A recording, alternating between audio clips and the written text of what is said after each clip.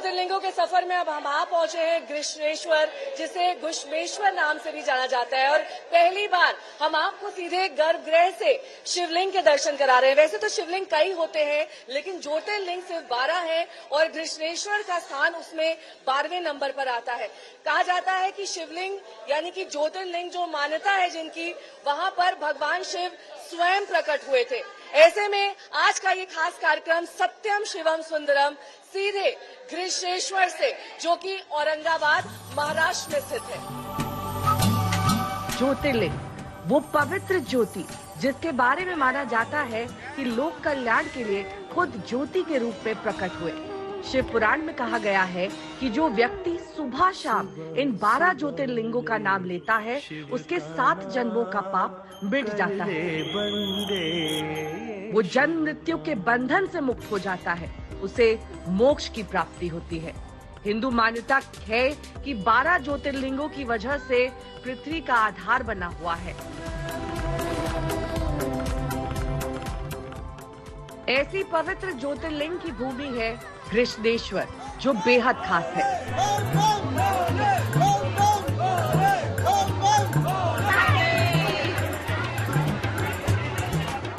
और जैसा कि आप देख सकते हैं और समझ सकते हैं कि 2 ही ऐसे ज्योतिर्लिंग हैं जो पूर्व दिशा में मुखी है, यानी कि उनकी दिशा जो है वो पूर्व की है। एक है घृष्णेश्वर ज्योतिर्लिंग और दूसरा है महाकाल। ये विशेषता ये है कि अपने हिंदुस्तान में जो 12 ज्योतिर्लिंग है, 10 ज्योतिर्लिंग जो है वो उत्तराभिमुख है और 2 ही ज्योतिर्लिंग जो है ये पूर्वाभिमुख है।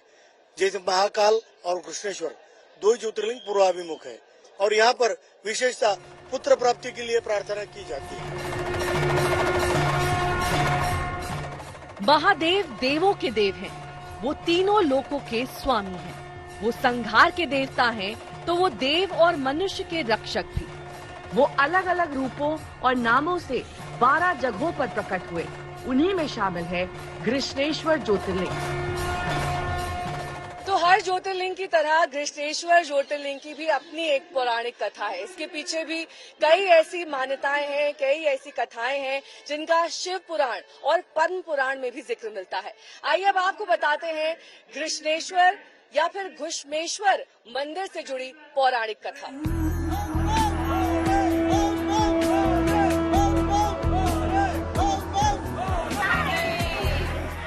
घृष्णेश्वर ज्योतिर्लिंग या फिर घुश्मेश्वर ज्योतिर्लिंग की कहानी भगवान शिव की अनन्य भक्त घुष्मा से जुड़ी हुई है। घुष्मा की बड़ी बहन सुदेहा निसंतान थी। ऐसे में जब अंक ज्योतिष से उसे पता चला कि वो कभी मां नहीं बन सकती, तो उसने अपनी छोटी बहन की शादी अपने पति से करा दी।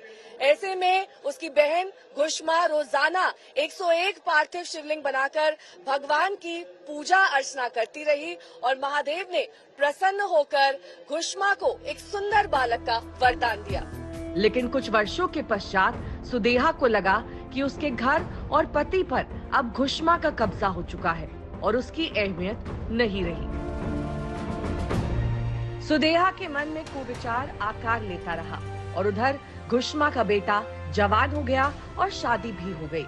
कहा जाता है कि एक दिन उसने घुष्मा के युवा पुत्र को रात में सोते समय मार डाला।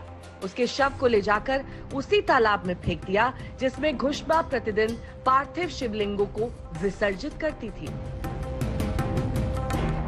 सुबह होते ही जब सबको पता चला तो कोहराम मच गया, लेकिन घुष्मा हमेशा की तरह शिव भक्ति में लीन थी। कहा जाता है कि जब घुष्मा पार्थिव शिवलिंगों को तालाब में छोड़ने के लिए चली, तो उसी समय उसका बेटा तालाब से निकलकर आता हुआ दिखलाई पड़ा।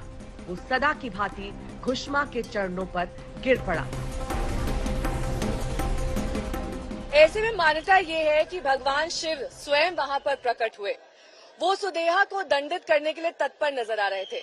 ऐसे में सुदेहा की छोटी बहन घुष्मा ने भगवान शिव से विनती की कि वो सुदेहा को माफ कर दे और लोक कल्याण के लिए वहां पर निवास करने लगे। ये दोनों विनती भगवान शिव ने स्वीकार कर ली और वो ज्योतिर्लिंग के रूप में यहाँ पर पूरी तरीके से निवास करने लगे। ऐसे में मान्यता यही है कि क्योंकि घुष्मा अनन्य भक्त थी भगवान शिव की, इसीलिए इस ज्योतिर्लिंग को घुश्मेश्वर ज्योतिर्लिंग के नाम से जाना जाता है।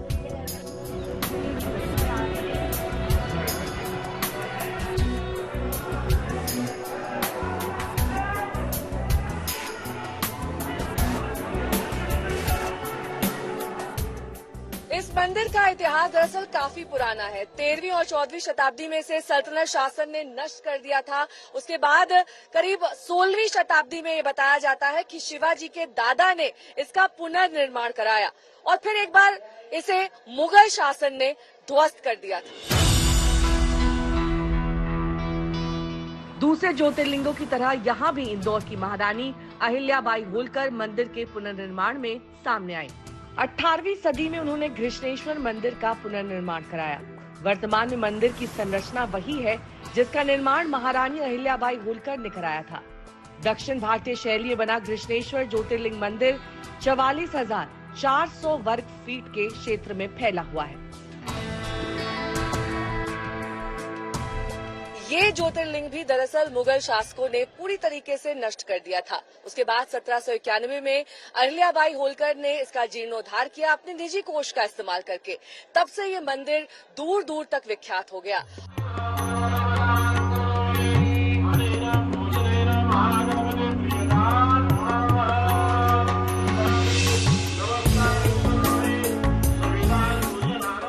ये मंदिर लाल पत्थर से बना है। इसमें 5 स्तरों वाला नागर शैली का शिखर है। ज्योतिर्लिंग पूर्व की तरफ है। एक दरबार कक्ष है जहां 24 स्तंभ हैं, जिन पर भगवान शिव से जुड़ी कई किंवदंतियां अंकित है। हर ज्योतिर्लिंग की तरह इस ज्योतिर्लिंग की भी कुछ टाइमिंग्स हैं, उनका जरूर ध्यान रखिए। श्री घृष्णेश्वर की पूजा और अभिषेक का समय सुबह 5:30 बजे है, जबकि दोपहर 1 बजे से 7:30 बजे तक भी आप पूजा और अभिषेक कर सकते हैं। ये टाइमिंग जरूर ध्यान में रखें, क्योंकि अगर आप इतनी दूर तक आए हैं और आपके दर्शन करते वक्त मंदिर के कपाट बंद रहते हैं या फिर उस समय आपको पूजा अर्चना करने की इजाजत नहीं होती है, तो आप जाहिर तौर पर मायूस हो जाएंगे।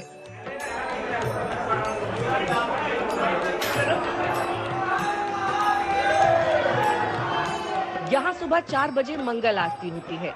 जलहरी सघन प्रातः 8 बजे, महाप्रसाद दोपहर 12 बजे, जलहरी सघन शाम 4 बजे, संध्या आरती गर्मी में शाम 7:30 बजे और सर्दी में शाम 5:40 पर। रात्रि आरती 10 बजे होती है। जब भी धार्मिक यात्रा पर आप निकलते हैं तो मन में एक सवाल होता है कि क्या संबंधित स्थान से जुड़ा कोई ड्रेस कोड भी है? तो हम आपको बता दें कि घृष्णेश्वर में बिल्कुल ऐसा ही है। किसी भी तीर्थ स्थल अगर आप जाते हैं तो परिधान का विशेष ध्यान रखें। यहाँ इस ज्योतिर्लिंग में महिलाओं को पारंपरिक साड़ी या फिर सूट पहनने की इजाजत है। इसके अलावा पुरुषों को ऊपरी हिस्से में बनियान या फिर शर्ट कुर्ता कुछ भी पहनने की इजाजत नहीं है। नीचे आप धोती पैंट पहन सकते हैं, लेकिन बिना बेल्ट के। बेल्ट उतारनी पड़ेगी, तभी मंदिर के अंदर आप प्रवेश कर सकेंगे।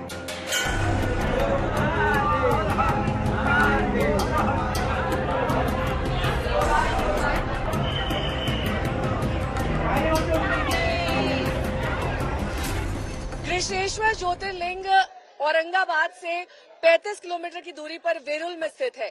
यहाँ पर आप सड़क, रेल या फिर हवाई जहाज से औरंगाबाद तक पहुँच सकते हैं और उसके बाद आप इस भव्य मंदिर के दर्शन कर सकते हैं।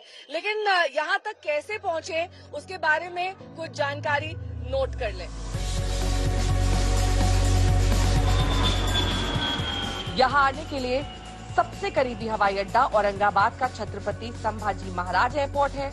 औरंगाबाद से घृष्णेश्वर की दूरी 35 किलोमीटर है। औरंगाबाद एयरपोर्ट के लिए देश के बड़े शहरों से सीधी उड़ान उपलब्ध है।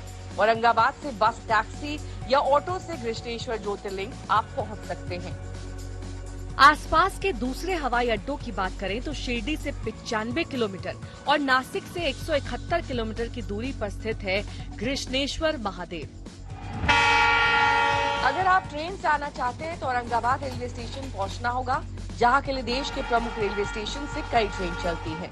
अगर आपके शहर से औरंगाबाद के लिए डायरेक्ट ट्रेन नहीं है तो आप मनमाड रेलवे जंक्शन पहुंच सकते हैं। अगर आप सड़क मार्ग का विकल्प चुनना चाहते हैं तो घृष्णेश्वर ज्योतिर्लिंग सड़क मार्ग से देश के सभी हिस्सों से जुड़ा हुआ है।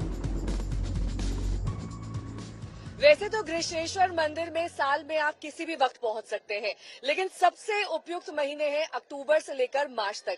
यहाँ पर औसतन तापमान 28 से 30 डिग्री रहता है, लेकिन ग्रीष्म काल में काफी ज्यादा गर्मी पड़ती है। और अगर आप बरसात के मौसम में आ गए, जैसे कि हम अगस्त के महीने में पहुंचे हैं, तो आपको यहाँ पर लगातार बारिश का सामना करना पड़ सकता है। ऐसे में कई बार दर्शन करने में थोड़ी दिक्कतें आती हैं, तो वही समय का चुनाव करें जो मौसम के लिहाज से उपयुक्त हो, और आप जब आए तो ना ज्यादा सर्दी हो ना ज्यादा गर्मी।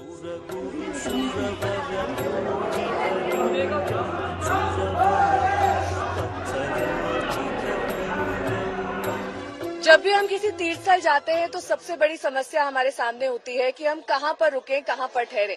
तो मंदिर परिसर में ही आपके लिए यहाँ पर 2 धर्मशालाएं बनाई गई हैं, जिसमें 40 से ज्यादा कमरे हैं। मंदिर के ही नजदीक एक और धर्मशाला है जहाँ पर 15 कमरों की सुविधा है। यानी कि एक मशहूर तीर्थ स्थल है ये, इसीलिए यहाँ पर आपको रुकने की कोई समस्या नहीं होगी।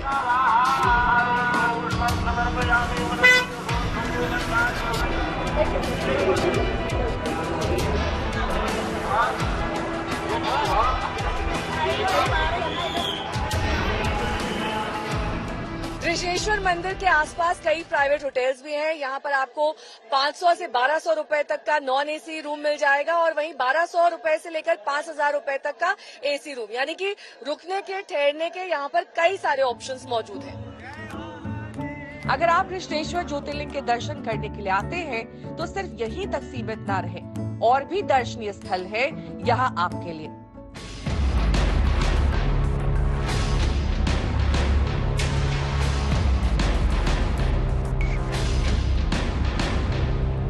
गृष्णेश्वर ज्योतिर्लिंग के करीब ही एलोरा की गुफाएं हैं। इसे वेरुल गुफाओं के रूप में भी जाना जाता है।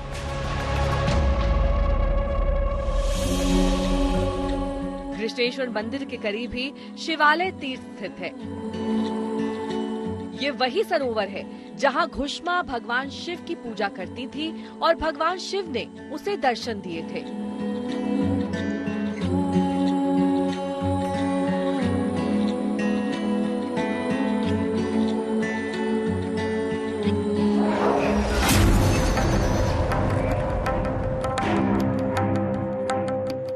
महाराष्ट्र के 7 अजूबों में एक माना जाने वाला दौलताबाद किला गृष्णेश्वर ज्योतिर्लिंग मंदिर से 14 किलोमीटर की दूरी पर स्थित है।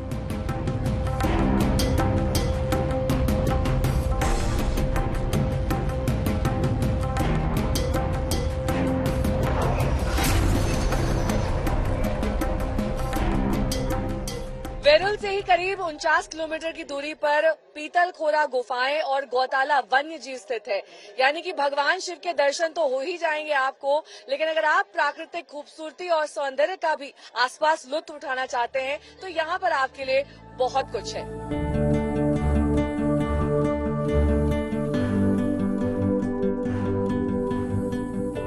तो गृष्णेश्वर में काफी कुछ है आपके लिए। आध्यात्मिक दृष्टि से देखें तो ज्योतिर्लिंग के दर्शन, और पर्यटन के नजरिए से देखें तो कुदरत की खूबसूरती के दर्शन।